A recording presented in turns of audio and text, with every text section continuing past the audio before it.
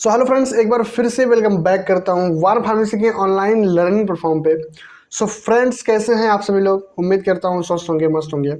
पढ़ाई वढ़ाई कैसी चल रही है भाई? कल एग्ज़ाम है, ठीक है? कल आपका एग्ज़ाम है, ठीक है? अगर आप लोग आज ही देख रहे हैं, लाइक एग्ज़ाम के दिन ही देख रहे हैं ये लेक्चर, तो भाई वन शॉट रिवीजन है, एग्ज़ाम से पहले देखने वाला लेक्चर है, ठीक है? तो इस लेक्चर में थोड़ा हम लोग तेज़ी से रिवीजन करेंगे टॉप 20 क्वेश्चंस को, ठीक है? क्योंकि टॉप 20 क्वेश्चन में से ही सारे क्वेश्चंस आएंगे। जैसा कि हम लोग पीछे फार्माकोलॉजी सेकेंड ईयर में फार्माकोलॉजी पढ़ाए थे, फार्माकोलॉजी के टॉप 20 में से ही सारे क्वेश्चंस आए हैं, ठीक है? तो वैसे ही सेम हम लोग फार्मास्यूटिक्स का भी करा रहे हैं, तो फार्मास्यूटिक्स का भी कहीं बाहर से नहीं आएगा, ठीक है?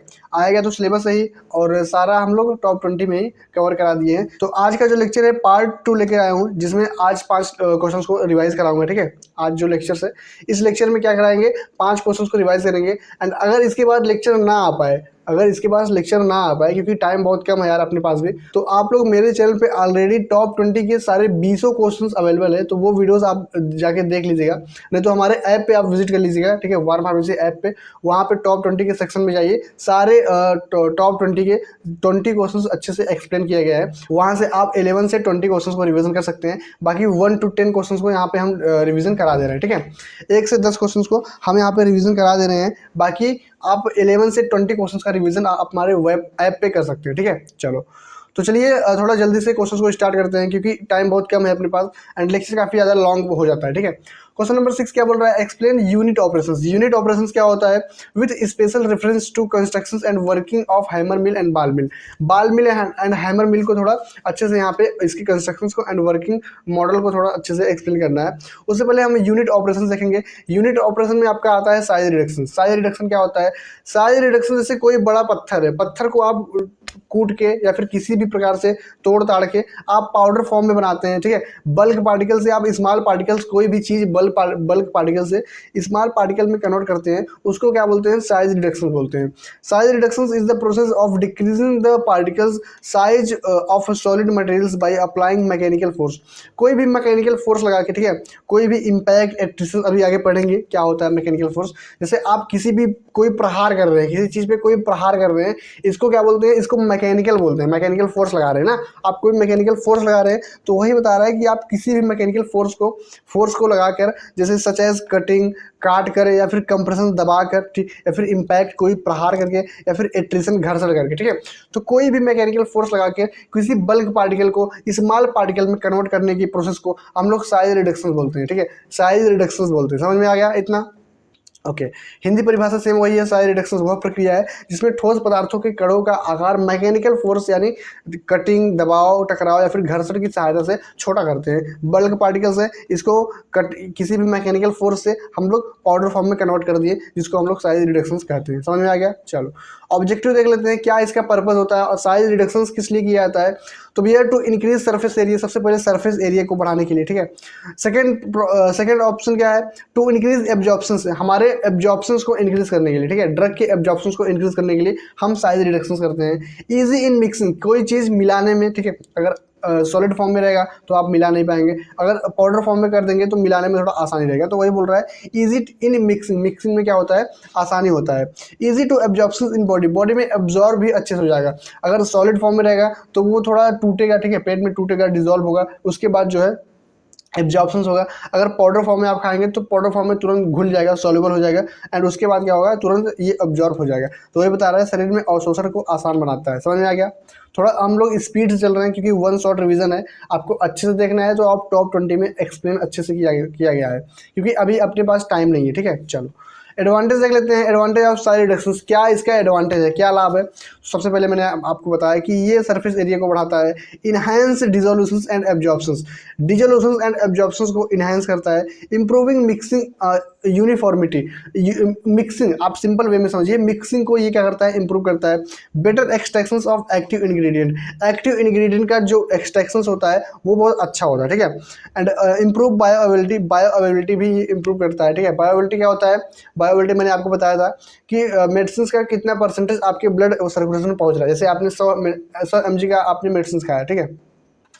एक सेकंड, आपने 100 mg का मेडिसिन खाया, लाइक 100 mg का आपने मेडिसिन खाया, अब 100 mg मेडिसिन खाए हैं तो ऐसा थोड़ी ना है कि 100 mg आपके पूरे ब्लड स्ट्रीम में चला जाएगा, आपके एक्शन शो करेगा, थेराप्यूटिक एक्शन। 100 mg कभी नहीं जाता, ये इसका 60 से 70% जाता है, 60 से 70%। तो जो बायोवेलिटी होगा यहाँ पे 60-70% सिर्फ बायोवेलिटी होगा। समझ में आ गया? चलो आगे देख लेते हैं। डिसएडवांटेज ऑफ साइड रिडक्शन, क्या इसका डिसएडवांटेज है? जनरेशन ऑफ हीट, भैया हीट जनरेट होगी, क्या होगी? हीट जनरेट होगी। जब आप कोई मैकेनिकल फोर्स लगाएंगे तो प्रोडक्ट के ऊपर हीट जनरेट होगी कि नहीं, गर्म हो जाएगा product. Change in crystal form, crystal form change हो सकता है, कण आपस में चिपक सकते हैं ना।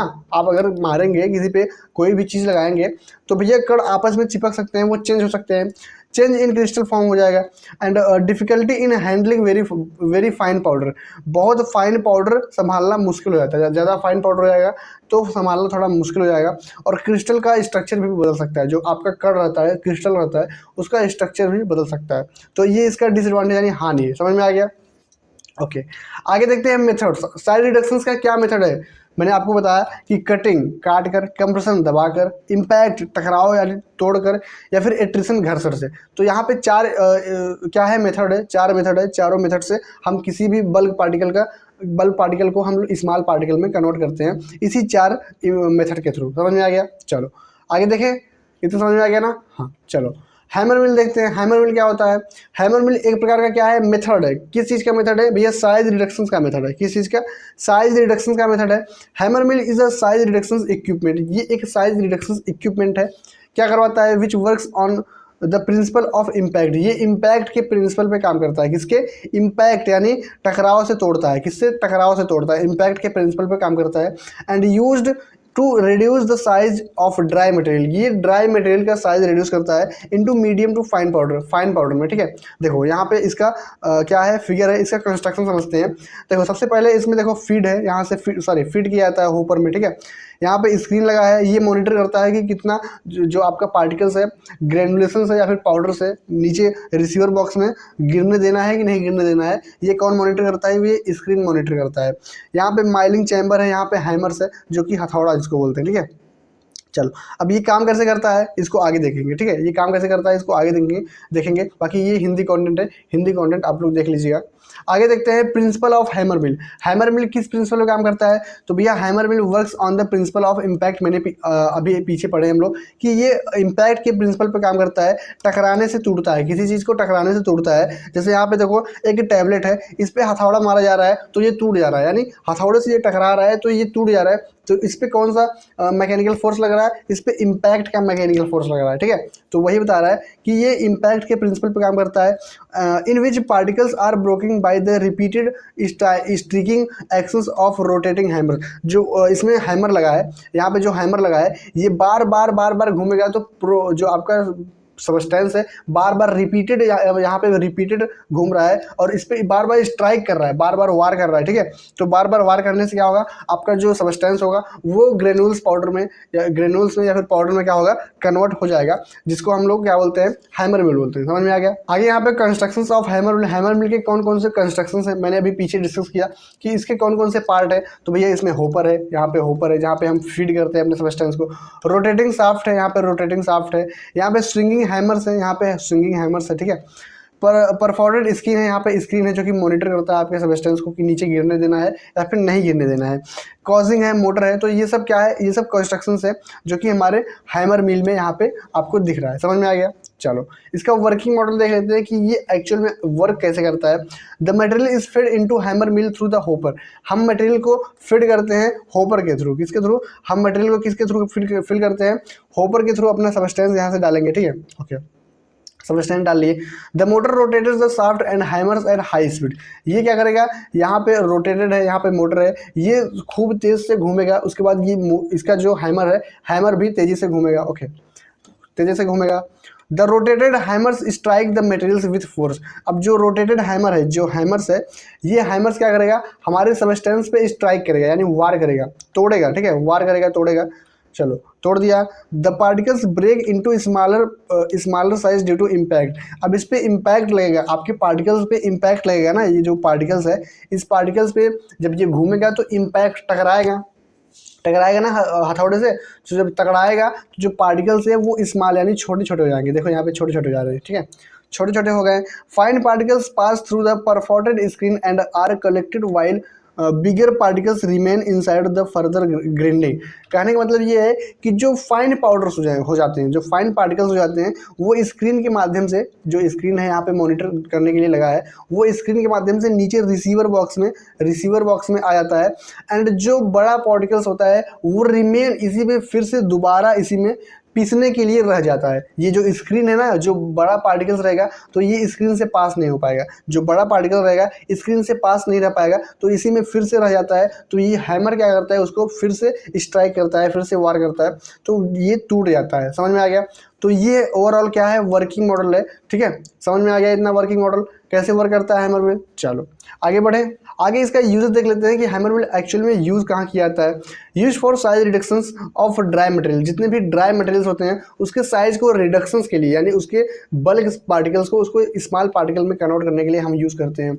Used in pharmaceutical, food and chemical industries, pharmaceutical के फूड एंड केमिकल के इंडस्ट्री में हम यूज करते हैं।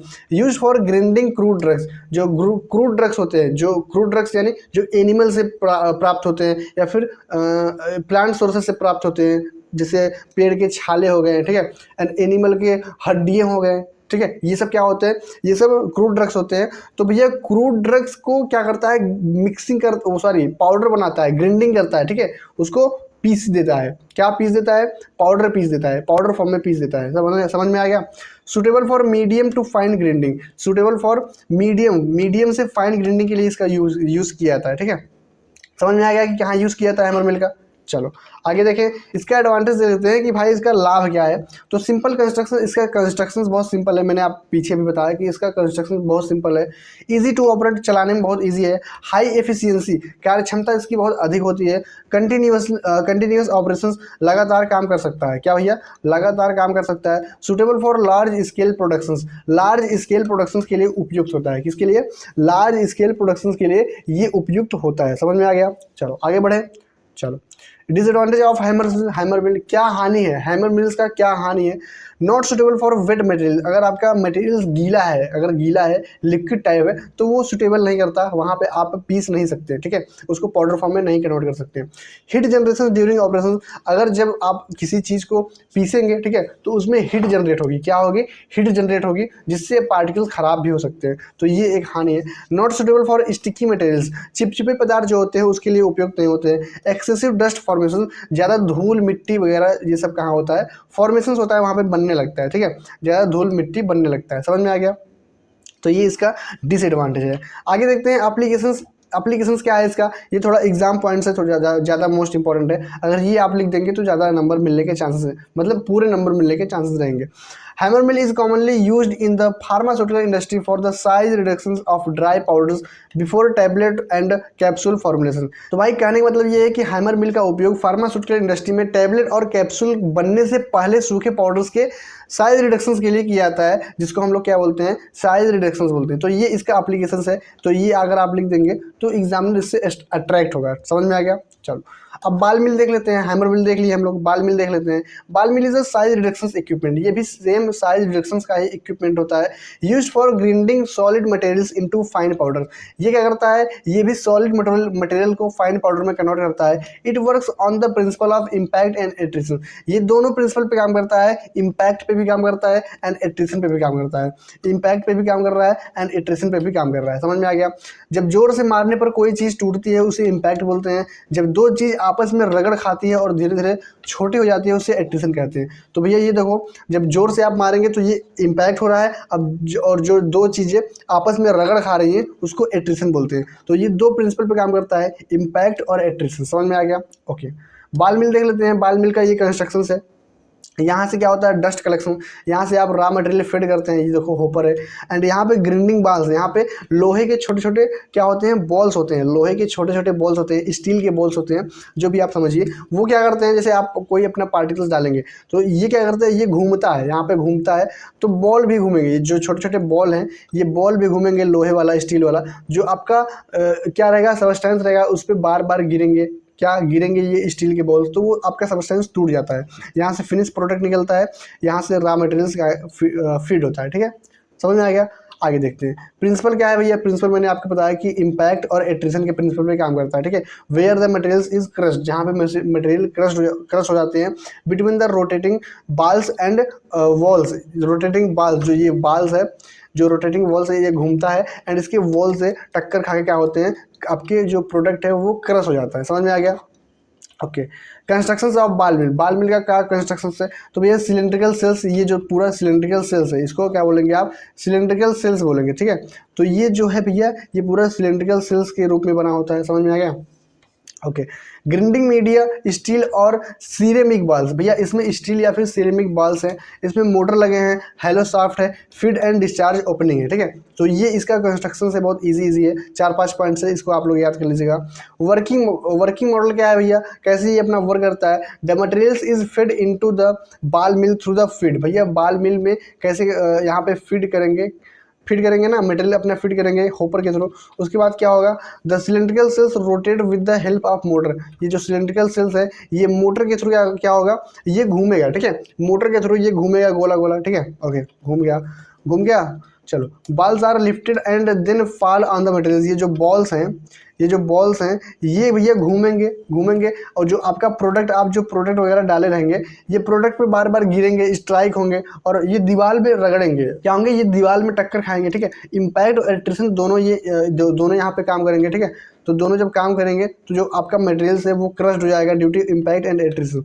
इम्पैक्ट और एट्रिशन के थ्रू क्या होगा? आपके जो मटेरियल्स है वो क्रश्ड यानी पिसा जाएगा। Fine powders is discharge through the outlet, जो फाइन पाउडर्स है वो आउटलेट के माध्यम से क्या होगा? फिनिश प्रोडक्ट में आ जाएगा। समझ में आ गया? इतना वर्किंग ऑफ बॉल मिल का समझ में आ गया। चलो, यूजेस ऑफ बॉल मिल कहाँ यूज़ करते हैं, कैसे यूज़ करते हैं? Use for fine grinding solid, जो आपका फाइन ग्राइंडिंग सॉलिड के लिए हम यूज़ करते हैं। किसके लिए? फाइन ग्राइंडिंग सॉलिड के लिए। यूज्ड इन फार्मास्यूटिकल, केमिकल और सेरेमिक इंडस्ट्री में या फिर केमिकल इंडस्ट्री में हम यूज़ करते हैं। कहाँ पे? फार्मास्यूटिकल इंडस्ट्री में। Use for grinding pigments and drugs, pigments और ड्रग को पीसने के लिए। Suitable for wet and dry grinding, भैया इसमें गीला और सूखा दोनों आप कर सकते हैं, गीला मटेरियल भी डाल सकते हैं एंड सूखा मटेरियल भी डाल सकते हैं। समझ में आ गया? एडवांटेज क्या है? प्रोड्यूस वेरी फाइन पाउडर, बहुत फाइन पाउडर प्राप्त होता है। Suitable for wet and dry materials, wet और ड्राई सामग्री के लिए दोनों के लिए उपयुक्त होता है। सिंपल एंड रोबस्ट कंस्ट्रक्शंस, इसका जो कंस्ट्रक्शंस है बहुत सिंपल है और बहुत सरल बनावट है। यूनिफॉर्म पार्टिकल साइज, जो पार्टिकल साइज होती है बहुत यूनिफॉर्म मिलती है। तो ये इसका कुछ एडवांटेज है। बाकी डिसएडवांटेज क्या है? टाइम कंज्यूमिंग प्रोसेस, इसमें टाइम बहुत ज़्यादा लगता है। हाई एनर्जी कंजप्शन, इसमें एनर्जी भी बहुत ज़्यादा खपत होती है, ठीक है, कंजप्शन होती है। Wear and tear of balls, जो इसमें बॉल्स होते हैं भैया वो बहुत जल्दी घिस जाते हैं, क्योंकि जब आप बार बार मटेरियल्स को अपने डालेंगे तो बॉल्स वगैरह घिस जाते हैं। Not suitable for heat sensitive materials, जो हीट सेंसिटिव मटेरियल्स होते हैं उसको यहाँ पे आप नहीं डाल सकते, क्योंकि बहुत ज़्यादा हीट होगा तो आपका मटेरियल्स ख़राब हो जाएगा। तो ये इसका डिसएडवांटेज है। एप्लीकेशन क्या है एग्जाम लाइन में लिखने के लिए? Ball mill is commonly used in pharmaceutical industry, जो बॉल मिल होता है वो फार्मास्यूटिकल इंडस्ट्री में यूज़ किया जाता है। For fine grinding of drug and excipient, जो भैया किसके लिए यूज़ किया जाता है? फाइन ग्राइंडिंग के लिए यूज़ किया जाता है और ड्रग के एक्सपीरियंट के लिए यूज़ किया जाता है, ठीक है। ड्रग के एक्सपीरियंट के लिए और फाइन ग्राइंडिंग के लिए यूज़ किया जाता है, ठीक है। चलो, एक्सपीरियंट का मतलब समझते क्या होता है? एक्सपीरियंट का मतलब क्या होता है? एडिटिव क्या होता है? एडिटिव नहीं समझ पा रहे हैं? एडिटिव आप नहीं समझ पा रहे हैं क्या हो रहा है? जो हम मिलाते हैं, कलरिंग एजेंट, फ्लेवरिंग एजेंट, ये सब पीस के मिलाते हैं ना। चलो, समझ में आ गया। Write a short note on size separation and standard sieve, size separation क्या होता है एंड सीव के बारे में भी थोड़ा लिखना है, ठीक है। सीव मतलब चलनी ना, साइड सेपरेट किया जाता है। क्या किया जाता है? सेपरेट किया जाता है। तो साइज सेपरेशन देख लेते हैं। Size separation is the process of separating powder particles into different size groups using sieve, air और ग्रेविटी। साइज सेपरेशन वह प्रक्रिया है जिसमें पाउडर के कणों के उनके आकार साइज के आधार पर अलग किया जाता है। क्या किया जाता है? पाउडर के कणों को उनके आकार साइज के आधार पर अलग किया जाता है। अब आपके पास दो पाउडर्स है, ठीक है, दो पाउडर्स है, लाइक दोनों पाउडर्स एक में मिले हैं, एक बड़े बड़े कण हैं और उसमें थोड़ा फाइन पाउडर भी है। तो भैया आप कैसे उसको सेपरेट करेंगे, अलग कैसे करेंगे, तो चलनी के माध्यम से। किसके माध्यम से? सीव के माध्यम से, ठीक है। तो ये है सीव, चलनी के माध्यम से। यहाँ पे देखो जो बड़े बड़े पार्टिकल्स है वो ऊपर रह जाएंगे और जो फाइन पाउडर है वो नीचे सेपरेट हो जाएगा। तो भैया इसको क्या बोलते हैं? ये मेथड है सेपरेट, साइज सेपरेशन का मेथड है क्या? सीव। यहाँ पे देख लेते हैं मेथड ऑफ साइज सेपरेशन कौन कौन से मेथड्स हैं। तो भैया सबसे पहला सीविंग है, फिर साइक्लोन सेपरेटर है। क्या है? सीविंग है, फिर साइक्लोन सेपरेटर है। सीविंग मतलब छलनी से छानना, साइक्लोन सेपरेटर मतलब हवा में घूर्णन क्रिया से। एक मेथड है जो कि इसमें एक मशीन होता है, हवा में घूर्णन क्रिया होती है, उसके थ्रू क्या होता है? साइज सेपरेट होता है। तो देख लेते हैं classification of powder according to IP, यानी इंडियन फार्माकोपिया के अकॉर्डिंग क्लासिफिकेशन देखेंगे किसका? पाउडर का। तो यहाँ पे बेसिकली सीव नंबर है और टाइप्स ऑफ पाउडर से कितने कौन सा पाउडर कौन से सीव नंबर से पास होता है।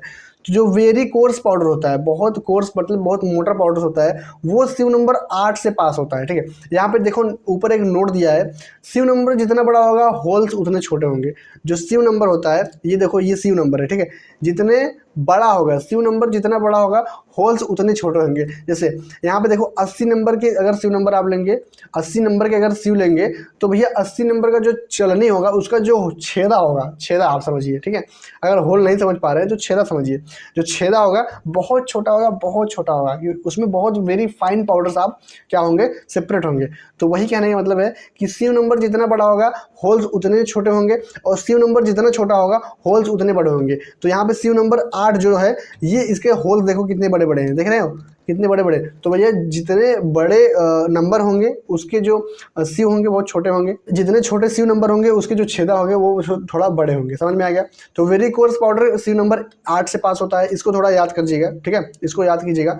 और जो कोर्स पाउडर होता है, जो मोटा पाउडर होता है, वो सीव नंबर 10 से पास होता है। जो मॉडरेटली कोर्स पाउडर होता है, जो मध्यम कोर्स पाउडर होता है, वो सीव नंबर 22 से पास होता है। और जो फाइन पाउडर होता है वो सीव नंबर 60 से पास होता है। जो वेरी फाइन पाउडर होता है वो सीव नंबर 80 से पास होता है। तो ये थोड़ा क्लासिफिकेशन है, इसको थोड़ा अच्छे से याद कीजिएगा। वेरी कोर्स पाउडर सीव नंबर 8 से, कोर्स पाउडर सीव नंबर 10 से, मॉडरेटली 22 से, फाइन पाउडर 60 से, और वेरी फाइन पाउडर 80 से। तो यहाँ पे देखो सीव नंबर लिखा है, सीव नंबर 8 है। ये भैया ये सीव नंबर 8 है, ठीक है, ये सीव नंबर 8 है। तो सीव नंबर 8 से वेरी कोर्स पाउडर जो मोटा पाउडर होता है वो इस चलनी से पास होंगे, ठीक है। समझ में आ गया? ये आगे बढ़ते हैं, सीव देख लेते हैं। सीव क्या होता है? सीव इज अ डिवाइस, ये एक प्रकार का डिवाइस है मेड ऑफ वायर मेश। यहाँ पे वायर मेश, जाली, मेश मतलब जाली, जाली से बना होता है। Without uniform opening used for separating powders particles according to their size. मतलब सीव एक उपकरण होता है जो तार की जाली से बना होता है, जिसमें समान आकार के छिद्र होते हैं, और इसका उपयोग पाउडर के कणों को आकार के आधार पर अलग करने के लिए किया जाता है। पाउडर के कणों को आकार के आधार पर अलग करने के लिए किया जाता है। समझ में आ गया? आगे यहाँ पे यूजेज ऑफ सीव है कि यूजेज ऑफ सीव, सीव का क्या यूजेज है, कैसे यूजेज है। Size separation of powders, powder का साइज सेपरेट करते हैं सबसे पहले। क्लासिफिकेशन ऑफ पाउडर्स, पाउडर्स का क्लासिफिकेशन भी करते हैं। And quality control in pharmaceuticals, pharmaceuticals में क्वालिटी कंट्रोल भी किया जाता है सीव से, ठीक है। तो यहाँ पे इसका यूजेज है, 3 पॉइंट्स है, तो 3 पॉइंट्स आई होप आप लोग याद कर लेंगे। 8 क्वेश्चन देखते हैं। Describe the theory of filtration and working of membrane and sinter glass filter. भैया यहाँ पे फिल्ट्रेशन का थियरी डिस्क्राइब करना है, and working of membrane and sinter glass filter. Working model लिखना है मेम्ब्रेन फिल्टर का, एंड सिंटर ग्लास फिल्टर का क्या लिखना है? वर्किंग मॉडल लिखना है। तो सबसे पहले हम डेफिनेशन देखेंगे किसका? फिल्ट्रेशन का। फिल्ट्रेशन आखिर होता क्या है? Filtration is the process of separating solid particles. ये एक ऐसा प्रोसेस है जिसमें सॉलिड पार्टिकल्स को फिल्टर किया जाता है, ठीक है, फिल्टर किया जाता है। कैसे? फ्रॉम अ लिक्विड और gas by passing it through a pores medium called a filter. नहीं समझ में आ रहा है? हिंदी पढ़िए। फिल्ट्रेशन वह प्रक्रिया है जिसमें किसी द्रव या गैस से ठोस कणों को एक छिद्रयुक्त माध्यम से फिल्टर से गुजार कर अलग किया जाता है। क्या किया जाता है भैया? ठोस कणों को एक छिद्रयुक्त माध्यम से क्या किया जाता है? फिल्टर किया जाता है। अभी आगे देखेंगे भी कि क्या क्या सिस्टम है। सबसे पहले यहाँ पे मेम्ब्रेन सिल्टर्ड है। क्या है? मेम्ब्रेन सिल्टर्ड है। ये कैसे होता है भैया? ये क्या होता है इसको देख लेते हैं। Membrane filter are thin films made of cellulose और पॉलीमर। ये सेल्यूलोस या फिर पॉलीमर से बना होता है। हैविंग यूनिफॉर्म पोर्स साइज, इसमें समान आकार के छिद्र होते हैं। Used for sterilization and clarification. ये भैया बहुत स्पष्टीकरण के लिए यूज होता है। किसके लिए? स्पष्टीकरण के लिए यूज होता है। एंड ये बहुत पतली होती है, बहुत थिन होती है, ठीक है। यहाँ पे देखो ये क्या है? ये सिंटर्ड फिल्टर है। सिंटर फिल्टर का इमेज है, समझ में आ गया? तो यहाँ से आप डालेंगे अपने पार्टिकल्स को, तो यहाँ से फिल्टर करता है, क्या करता है, यहाँ से फिल्टर करके फाइनल प्रोडक्ट यहाँ से देता है। समझ में आ गया? तो ये है मेम्ब्रेन फिल्टर। समझ में आ गया? चलो इसका वर्किंग मॉडल देख लेते हैं। Liquid is passed through the membrane under pressure of और वैक्यूम। जो द्रव्य होता है, द्रव्य को दबाव या वैक्यूम की सहायता से फिल्टर से गुजारा जाता है। यहाँ क्या किया जाता है भैया, वैक्यूम, यहाँ वैक्यूम जनरेट किया जाता है। क्या वैक्यूम जनरेट किया जाता है। फिर particles larger than pore size are retained on the surface. जो बड़े कण होते हैं सतह पर रुक जाते हैं, जो बड़े कण होते हैं सतह पर रुक जाते हैं, एंड साफ द्रव्य नीचे निकल जाता है। जो साफ द्रव्य होता है वो नीचे आपके रिसीव हो जाएगा। तो ऐसे वर्किंग मॉडल इसका होता है, ऐसे ये अपना वर्क करता है। सिंटर्ड ग्लास फिल्टर देख लेते हैं कि ये अपना वर्क कैसे करता है। Sintered glass filters are made by fusing glass particles to form a porous structures with different pore size। Sinter glass filter कांच के कणों को गर्म करके जोड़ने से बनाया जाता है। किसके भैया, कांच के कणों को गर्म करके इसको बनाया जाता है, जिससे एक छिद्रायुक्त संरचना बनती है। जिससे क्या बनती है, छिद्रायुक्त संरचना बनती है। ठीक है, इसको देख लेते हैं ये अपना वर्किंग मॉडल कैसे होता है, ये कैसे वर्क करता है। तो liquid passes through the pores glass disc. क्या भैया, liquid passes through the pores glass disc, यानी द्रव्य छिद्र युक्त कांच डिस्क से गुजारा जाता है। छिद्र युक्त कांच डिस्क से गुजारा जाता है। यहाँ पे देखो, छिद्र युक्त कांच डिस्क से गुजारा जाता है। ठोस कण छिद्रों में फंस जाते हैं। जो ठोस कण होते हैं वो छिद्रों में फंस जाते हैं। समझ में आ गया? ठोस कण छिद्रों में फंस जाते हैं। फिर साफ जो द्रव्य होता है वो एकत्रित हो जाता है। जो साफ द्रव्य होता है वो एकत्रित हो जाता है। बाकी जो ठोस होते हैं यहाँ पे फंस जाते हैं। ठीक है, यहाँ पे फंस जाएंगे। बाकी जो साफ होगा वो यहाँ पे एकत्रित हो जाएगा। तो ये इस प्रकार के अपना वर्किंग मॉडल शो करता है। समझ में आ गया? चलो आगे यहाँ पे क्वेश्चन नंबर 9 देख लेते हैं। क्वेश्चन नंबर 9 क्या बोल रहा है, explain the working and advantage of fluidized bed dryer and freeze drying. Fluidized bed drying क्या होता है एंड फ्रिज ड्राइंग क्या होता है, इसको थोड़ा इसका वर्किंग एंड एडवांटेज यानी वर्किंग मॉडल और इसका एडवांटेज यानी क्या लाभ है। तो यहाँ पे आप लोग देख सकते हैं फ्लूइडाइज्ड बेड ड्रायर का इमेज है। किसका, फ्लूइडाइज्ड बेड ड्रायर का इमेज है। तो इसको थोड़ा देख लेते हैं क्या होता है। फ्लूइडाइज्ड बेड ड्रायर का वर्किंग मॉडल देखते हैं। ठीक है, वर्किंग मॉडल देखते हैं। Air is heated using a heater. जो एयर होता है वो भैया हीट गर्म किया जाता है। जो हवा होता है क्या होता है, हवा को हीटर द्वारा गर्म किया जाता है। यहाँ से हॉट हीटर प्रोड्यूस होता है। ठीक है, यहाँ से हॉट हीटर प्रोड्यूस होता है। फिर क्या होता है भैया, hot air is passes upward through the product bed. फिर भैया गर्म हवा को नीचे से ऊपर की ओर भेजा जाता है। हॉट एयर को नीचे से ऊपर की ओर, देखो यहाँ पे ब्लोअर लगा है ना, तो ये ब्लोअर क्या करता है, ऊपर नीचे से ऊपर की तरह क्या भेजता है, गर्म हवा भेजता है। ठीक है, गर्म हवा भेजता है। फिर air velocity lift and suspend the particles. हवा कणों को ऊपर उठाकर निलंबित कर देती है। जो हवा होती है, हवा क्या करती है, कणों को ऊपर उठाकर निलंबित कर देती है। जो कण है ऊपर उठाकर निलंबित कर देंगी। फिर क्या होगा भैया, कण तरल जैसी अवस्था यानी फ्लूइडाइजेशन में आ जाती है। जो कण हैं आपके वो तरल जैसी अवस्था में आ जाएंगे, यानी आपकी लिक्विड जैसी अवस्था में आ जाएंगे। ठीक है, वो बिहेव करेंगे लिक्विड जैसे में। फिर moisture evaporates due to hot air contact. फिर गर्म हवा से नमी वाष्पित हो जाती है। जो गर्म हवा प्रोड्यूस हो रहा है ये, इससे क्या होगी, नमी वाष्पित हो जाएगी। फिर dry particles are collected after drying. उसके बाद भैया सूखे कण अंत में एकत्र किए जाते हैं। सूखे कण क्या किए जाते हैं, सूखे कण भैया बाद में एकत्र किए जाते हैं। बाकी ऊपर से जो डस्ट होता है वो डस्ट ऊपर से उड़ जाता है। ठीक है, आउटलेट से। ये है भैया फ्लूइडाइज्ड बेड ड्रायर का वर्किंग मॉडल। समझ में आ गया? चलो इसका एडवांटेज देखते हैं, कहाँ कहाँ लाभ होता है, क्या क्या लाभ होता है, कहाँ कहाँ लाभ होता है, नहीं क्या क्या लाभ होता है। यूनिफॉर्म एंड फास्ट ड्राइंग, भैया सामान और तेज सुखाने की प्रक्रिया है। गुड टेम्परेचर कंट्रोल, इसका जो तापमान है उसका जो कंट्रोल है वो नियंत्रण है बहुत अच्छा होता है। इफिशियंट हीट ट्रांसफर, प्रभावी उष्मा स्थानांतरण होता है, मतलब इफिशियंट हीट ट्रांसफर करता है। समझ में आ गया? ओके। फ्रिज ड्राइंग क्या होता है, फ्रिज ड्राइंग, फ्रिज आपके पास है, आप सभी के पास फ्रिज है कि नहीं, आप सबके घर में बताओ, आप सबके पास फ्रिज होगा ना। Product is frozen at low temperature, जो आपका उत्पाद होता है उसको कम तापमान पर जमाया जाता है। इसमें क्या होता है, कम तापमान, ये फ्रिज है। ठीक है, एक प्रकार से ये फ्रिज है। इसमें क्या होता है, कम तापमान पर जमाया जाता है प्रोडक्ट को। Vacuum is applied to the system, फिर क्या होता है, सिस्टम में वैक्यूम लगाया जाता है। ठीक है, फिर ice convert directly into vapour, जो आपका प्रोडक्ट आइस होता है वो सीधे वाष्प में बदल जाता है, वाष्प में। ठीक है, फिर क्या होता है, moisture is removed without melting, जो आपका मॉइस्चर होता है तो पानी क्या होता है, बिना पिघले हट जाता है। फिर ड्राई पोर्स प्रोडक्ट रिमेन्स, भैया सूखा और छिद्रायुक्त जो उत्पाद बचता है फिर उसका product is sealed in air tight container, उत्पाद को एयर टाइट कंटेनर में सील किया जाता है। तो ये इसका वर्किंग मॉडल है, 4-5 पॉइंट्स है, इसको आप लोग याद कर लीजिएगा, ठीक है। फ्रिज ड्राइंग का समझ में आ गया। फ्रिज ड्राइंग में भी आपका जो ये एक प्रकार का ड्राइंग मशीन है, ठीक है, आपके पार्टिकल्स को ड्राइंग करता है, सुखाता है, ठीक है। ओके, इसका एडवांटेज क्या है, suitable for heat sensitive drugs, जो हीट सेंसिटिव ड्रग्स होती हैं उसके लिए ये सुटेबल करता है। मेंटेनिंग स्टेबिलिटी एंड पोटेंसी, स्थिरता और प्रभाव बनाए रखता है। लॉन्ग सेल्फ लाइफ, जो आपका सेल्फ लाइफ होता है, ड्रग का सेल्फ लाइफ होता है, वो बनाने में इसको ये क्या करता है, मदद करता है, ठीक है। तो लंबी सेल्फ लाइफ देने में मदद करता है, ठीक है। तो ये इसका लाभ है। क्वेश्चन नंबर 10 देख लेते हैं। Define and classify extraction method, explain in details with example.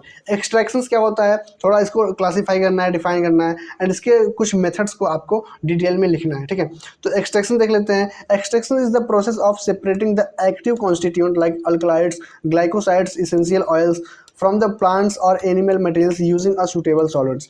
कहने का मतलब ये सक्रिय घटकों जैसे अल्कलाइड हो गया, ग्लाइकोसाइड हो गया और आवश्यक ऑयल्स हो गए, इसको क्या होता है, पौधे या फिर पशु से ये प्राप्त किया जाता है एंड स्रोतों से किसी उपयुक्त सॉल्वेंट की सहायता से अलग किया जाता है, ठीक है। अलग किया जाता है, एक्सट्रैक्ट किया जाता है। जैसे आप कोई पेड़ से कोई ड्रग्स एक्सट्रैक्ट करना चाहते हैं तो पेड़ की छाल लेंगे, पेड़ के छाल से उसको गर्म करेंगे, गर्म करने के बाद उसमें जो भी कॉन्स्टिट्यूएंट रहते हैं उसको अलग करेंगे, ठीक है। तो उसको बोलते हैं क्या बोलते हैं, एक्सट्रैक्शन प्रोसेस बोलते हैं। क्या बोलते हैं, एक्सट्रैक्शन प्रोसेस बोलते हैं, ठीक है। नहीं समझ में आया, जैसे आप नीम की पत्ती गर्म करते हैं, नीम की पत्ती का जो रस होता है वो आपके पानी में आता है, यानी एक्सट्रैक्ट हो जाता है, आपके पानी में एक्सट्रैक्ट हो जाता है। फिर नीम की पत्ती से आप लोग घाव वगैरह जो भी होता है, आप धुलते वगैरह होते हैं, है ना। तो वही मेथड यहाँ पे बता रहा है कि एक्सट्रैक्शन भैया किसी प्रोडक्ट में से उसके चीज़ को एक्सट्रैक्ट कर किया जाता है। समझ में आ गया। चलो यहाँ पे देख लेते हैं इसके क्लासिफिकेशन को। सबसे पहला यहाँ पे मैसरेशन है, पर्कुलेशन है, एंड सॉफ्ट स्लेट एक्सट्रैक्शन है, इन्फ्यूजन है एंड डिकोशन है, ठीक है। तो यहाँ पे कुछ 4-5 पॉइंट्स हैं इसके क्लासिफिकेशन, तो ये आप याद कर लीजिएगा। यहाँ पे 1-2 पॉइंट्स पढ़ लेते हैं कि आखिर मैसरेशन क्या होता है, कैसे ये अपना वर्क करता है। In this method the powder drug is soaked in a solvent at room temperature for a specific period, usually 3 to 7 days, then filtered. इस विधि में क्या होता है, जो औषधि होता है, पाउडर को एक सॉल्वेंट समान तापमान पे 3 से 7 दिन तक एक कमरे में एक कमरे के तापमान में क्या होता है, भिगो कर रख जाता है और फिर उसे छाना जाता है। 3 से 7 दिन तक एक रूम के टेम्परेचर पे क्या करते हैं आप, 3 से 7 दिन तक रखेंगे, फिर उसके बाद फिल्टर करेंगे, फिर उसका क्या होगा, एक्सट्रैक्शन होगा, ठीक है। यूज कहाँ पे यूज किया जाता है, use for preparing tinctures and glycosides from plant materials. जो प्लांट मटेरियल्स के ड्रग्स होते हैं तो वहाँ पे इसका यूज किया जाता है। समझ में आ गया। चलो आगे देखते हैं परकुलेशंस। परकुलेशंस क्या होता है, in this method the powders drug is packed in a percolator and the solvents is passed slowly through it, the extract is collected at the bottom. इस विधि में दवा को एक परकुलेटर में भरकर उसके ऊपर से धीरे धीरे सॉल्वेंट डाला जाता है। परकुलेटर में भरकर, जैसे कोई परकुलेटर्स है उसमें भरकर ऊपर से धीरे धीरे डालते हैं, ठीक है, ऊपर से धीरे धीरे सॉल्वेंट डालते हैं, जिससे सक्रिय घटक क्या होते हैं, धीरे धीरे इकट्ठे हो जाते हैं। जो सक्रिय घटक होते हैं वो कलेक्ट हो जाते हैं। फिर इसका एप्लीकेशंस कहाँ यूज़ किया जाता है भैया, common for preparing tinctures and fluid extract. जो फ्लूइड होते हैं उसको एक्सट्रैक्ट करने के लिए हम ये मेथड यूज़ करते हैं, परकुलेशन मेथड यूज़ करते हैं। समझ में आ गया, राइट। ओके आगे देखते हैं, आगे कौन सा मेथड से, इन्फ्यूजन मेथड से। इन्फ्यूजन मेथड्स क्या होता है भैया, fresh plant materials is steeped in hot और boiling water for a short time like making tea. जैसे ये प्रोसेस एक प्रकार से ऐसा है जैसे आप चाय बनाते हैं, ठीक है। जैसे आप चाय बनाते हैं, ताजे पौधे के थोड़े समय के लिए गर्म या उबाला जाता है, पानी में भिगोया जाता है। यह विधि चाय बनाने जैसे होती है। क्या होती है, यह विधि जो है, जैसे आप चाय बनाते हैं घर पर, सेम उसी प्रकार से ये मेथड से आप किसी भी प्रोडक्ट से एक्सट्रैक्ट कर सकते हैं अपने ड्रग को, कॉन्स्टिट्यूएंट को, ठीक है। ओके आगे 5th पॉइंट क्या है, डिकोशंस, क्वथनन, जिसको हिंदी में बोलते हैं क्वथन। इसको ये कैसे होता है भाई, plant materials are boiled in waters. जो प्लांट मटेरियल्स होता है वो पानी में बॉइल्ड होता है फॉर अ स्पेसिफिक टाइम, एक स्पेसिफिक टाइम तक, देन कूल्ड एंड फिल्टर, फिर वो ठंडा होता है, फिर आप उसको फिल्टर करते हैं, ठीक है। जैसे इसमें औषधि पदार्थ को पानी में उबाल कर काढ़ा जैसे आप बनाते हैं ना, तो काढ़ा बनाए बनाने जैसा होता है, ठीक है। तो काढ़ा बनाने जैसा होता है, फिर उसको छान कर उपयोग किया जाता है। इसका एप्लीकेशन क्या है, यूज्ड इन आयुर्वेदिक प्रिपरेशन, जो भी जितने भी आयुर्वेदिक ड्रग्स होते हैं बनते हैं तो उसमें इसका यूज़ किया जाता है, ठीक है। समझ में आ गया। चलो, तो आज भी हम लोग 5 क्वेश्चंस को पढ़े, 6 to 10 आज भी हम लोग 5 क्वेश्चंस को पढ़े। तो अगर इसके पास वन शॉट रिवीजन का लेक्चर नहीं आ पा रहा है तो भैया आप 11 से 20 क्वेश्चन जो है टॉप 20 का, वो हमारे ऐप पे है, वहाँ पे जाके आप रिवाइज कर सकते हैं। एंड हमारे यूट्यूब चैनल पे भी अवेलेबल है, आप लोग वहाँ से भी रिवाइज कर सकते हैं। तो एज योर विश, आप लोग जहाँ से रिवाइज करना चाहें वहाँ से आप रिवाइज कर सकते हैं। बाकी चलिए, thank you so much. One pharmacy app को डाउनलोड करना चाहें तो डाउनलोड कर सकते हैं, वहाँ से आपको मटेरियल्स मिल जाएगा, सारे PDF मिल जाएगा। एंड वहाँ पर डी फार्मा फर्स्ट ईयर के सारे नोट्स मिल जाएंगे एंड सेकंड ईयर के भी नोट्स मिल जाएंगे। एंड हमारा ऐप जो है आपको प्ले स्टोर से मिल जाएगा, ठीक है। चलिए, thank you so much. And exam के लिए very very very good luck. And आज एग्जाम है, अगर आप लोग ये वीडियो 5 मई को देख रहे हैं तो 5 मई को फार्मास्यूटिक्स का एग्जाम है, ठीक है। चलो, thank you so much. And exam के लिए very very very good luck. अच्छे से पढ़िए, एग्जाम में सेम यही आएगा, कहीं बाहर से नहीं आएगा मेरे भाई। ट्रस्ट मी, आप लोग अच्छे नंबर से पास होंगे, ठीक है। चलो, गुड लक।